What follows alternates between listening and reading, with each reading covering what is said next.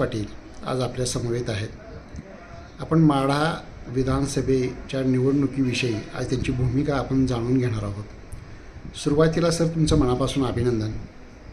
महायुतीकडून माढा मतदारसंघासाठी तुमची उमेदवारीची चर्चा सुरू आहे, त्याबद्दल आपले मत काय? नमस्कार, मी प्राध्यापक सुहास पाटील. माढा विधानसभेच्या निवडणुकीविषयीच्या माझ्या नावाची चर्चा आता या तालुक्यामध्ये सुरू झाली. त्याचं कारण काय की या महाराष्ट्राचे शेतकऱ्यांचे नेते माजी मंत्री आमदार सदाभाऊ खोत साहेबांनी रयत क्रांती संघटनेला महायुतीतून 4 जागा मागितलेल्या आहेत. घटक पक्षांना 4 जागा मागण्याच्या पाठीमागचा उद्देश सदाभाऊंचा हा होता की शेतकरी प्रश्न मांडणारे नेते, चळवळीतील कार्यकर्ते हे सुद्धा विधानसभेमध्ये असले पाहिजेत, ही त्यांची भूमिका होती.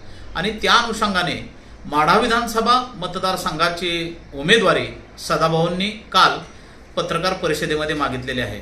त्याचं कारण आहे की महायुतीचा एक घटक पक्ष म्हणून महायुतीमध्ये मुख्य 3 पक्ष आहेत.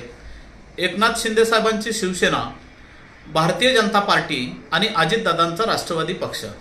या पक्षांच्या त्यांचं जे उमेदवारी वाटप जे नियोजन ठरलेलं आहे ते या पद्धतीनं होतं की ज्या पक्षाच्या लोकप्रतिनिधी म्हणजे आमदार ज्या त्या तालुक्यामध्ये आहेत त्याच आमदारांना त्या महायुतीकडून तिकीट दिलं जाईल, ही भूमिका होती.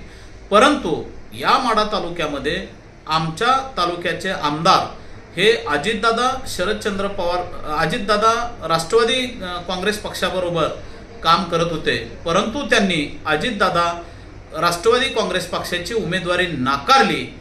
ही गोष्ट ज्यावेळेस सदाभाऊंना समजली त्यावेळेस मात्र सदाभाऊंनी माझ्या नावाचा उल्लेख केला आणि माढा विधानसभा मतदारसंघामध्ये प्राध्यापक सुहास पाटील हे निवडणूक लढवतील आणि त्यांच्या उमेदवारीची मागणी आम्ही महायुतीतील वरिष्ठ नेत्यांकडे करणार आहोत, ही सदाभाऊंनी काल स्वतःच्या बाईटमधून सांगितलेलं आहे. तुम्ही विधानसभा लढवावी असा तुमचा विचार होता का? हो, विधानसभा लढवण्याविषयी मी सातत्याने शेतकरी चळवळीत सदाभाऊंबरोबर काम करत आलेलो आहे. जवळजवळ 12 वर्ष झालं या सोलापूर जिल्ह्यामध्ये शेतकऱ्यांचे प्रश्न, अडीअडचणी मांडणे आणि त्या प्रश्नांची सोडवणूक करण्यासाठी मी सातत्याने हिरारीने सहभाग घेतलेला आहे. त्यामध्ये वेगवेगळ्या चळवळीच्या माध्यमातून आंदोलने असतील, निवेदने असतील, काही वेळेस अधिकाऱ्यांकडे जाऊन समझोता करून वाटाघाटी करूनही शेतकरी प्रश्नाला मी न्याय दिलेला आहे. आणि त्याच अनुषंगाने ऊस आंदोलनामध्ये आमच्या या सोलापूर जिल्ह्यामध्ये रयत क्रांती संघटना ही सातत्याने अग्रेसर राहून जास्तीत जास्त न्याय मिळवून देण्याचा ऊस उत्पादक शेतकऱ्यांना आम्ही भूमिका घेतली. त्याच पद्धतीने दूध आंदोलनातून सुद्धा शेतकऱ्यांना दुधाला दर वाढला पाहिजे, आम्ही सरकारमध्ये सत्तेमध्ये असून सुद्धा आम्ही शेतकऱ्यांच्या बाजूने सातत्याने उभे राहिलो. तसेच कष्टकरी, कामकरी यांच्यासाठी बांधकाम कामगारच्या ज्या योजना आहेत या योजना सुद्धा मी या माढा विधानसभा मतदारसंघामध्ये शेवटपर्यंत गोरगरीब तळागाळातील सर्वसामान्य लोकांना त्या योजना, शासकीय योजनांचा लाभ मिळवून देण्यासाठी सातत्याने प्रयत्न केलेला आहे. तसेच मुख्यमंत्री सहायता निधीतून पाठीमागच्या काळामध्ये तत्कालीन कृषी राज्यमंत्री आदरणीय सदाभाऊ खोत साहेब ज्यावेळेस मंत्री होते त्या मंत्रिपदाच्या कालावधीमध्ये आम्ही शेतकऱ्यांचे जर प्रश्न मांडले, शेतकऱ्यांविषयीच्या भूमिका, शेतकऱ्यांच्या योजना आम्ही चांगल्या पद्धतीनं राबवल्या. पण त्याच पद्धतीनं या माढा मतदारसंघामध्ये मी गोरगरीब रुग्णांना मुख्यमंत्री सहायता निधीतून जवळजवळ 3,80,00,000 रुपयांचा निधी इथं उपलब्ध करून दिलेला आहे. आणि हे सगळं माढा विधानसभा मतदारसंघातील मतदार असेल, सर्वसामान्य गोरगरीब कुटुंबातील लोक असतील, कार्यकर्ते असतील, हे सगळे सर्वस्रोत आहेत. म्हणून मीही विधानसभेचा उमेदवार होऊ शकतो एवढं सक्षम काम माझ्या हातून झालेलं आहे, अशी चर्चा या माढा विधानसभा मतदारसंघातील कार्यक्षेत्रामध्ये आहे. आणि त्याच भूमिकेतून मलाही कधीतरी वाटायचं की शेतकऱ्यांचा पुत्र, शेतकऱ्याचा पोरगा आमदार झाला पाहिजे किंवा आमदारकीला उभा राहण्यासाठी सक्षम असला पाहिजे. त्या दृष्टीने मी सातत्याने काम करीत राहिलेलो आहे. या तालुक्याचा आमदार व्हावा असं आपणाला का वाटतं? तुमच्याकडे काय एखादी विकासाची ब्ल्यूप्रिंट वगैरे आहे का? यस, आहे, नक्कीच आहे. या तालुक्यामध्ये जे आज आमदार आहेत त्या आमदारांनी विकासाचा काम करत असताना फक्त मीच या तालुक्याचा विकास करू शकलो हा भास निर्माण केलेला आहे.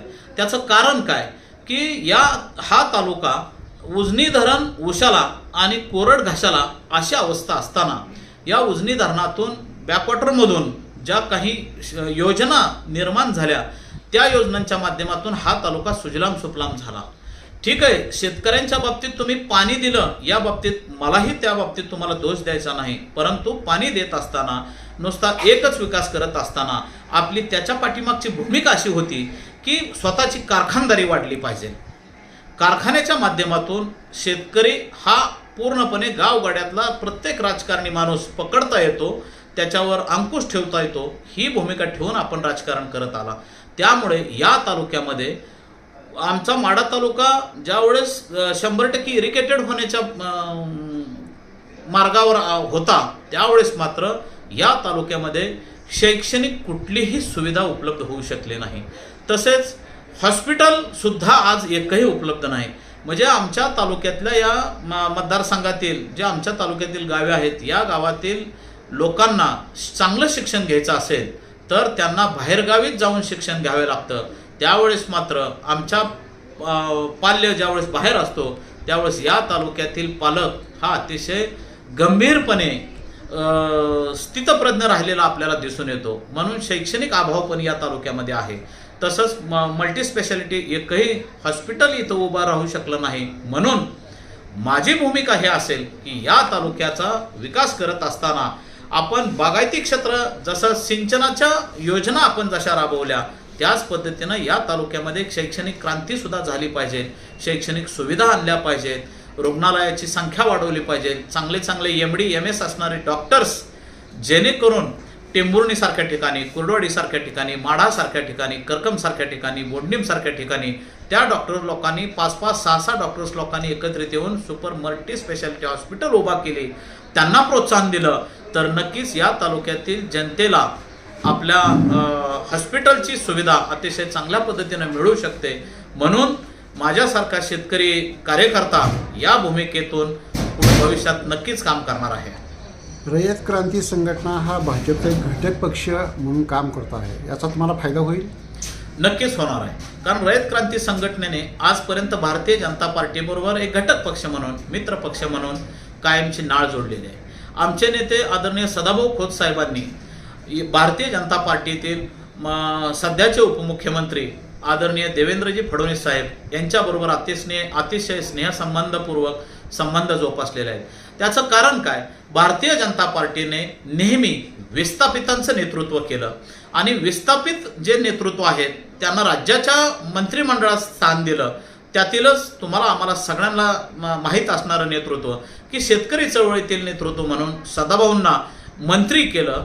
तसंच आज आमदार म्हणून सुद्धा एक गोपीचंद पडळकर साहेबांना सुद्धा आज आमदार म्हणून केलेलं आहे. म्हणजे प्रस्थापितांच्या विरोधात नेहमी भूमिका ही भारतीय जनता पार्टीने घेतलेली आहे आणि आमचाही रयत क्रांती संघटनेचा सुद्धा अजेंडा तोच आहे की सर्वसामान्य आणि गोरगरीब कष्टकरी शेतकऱ्यांचं जो प्रश्न मांडतील आणि त्या प्रश्नांची जी सोडवणूक करतील त्यांच्याबरोबरच आम्ही कायमस्वरूपी राहणार, हे ब्रीदवाक्य आदरणीय सदाभाऊ खोत साहेबांचं आहे.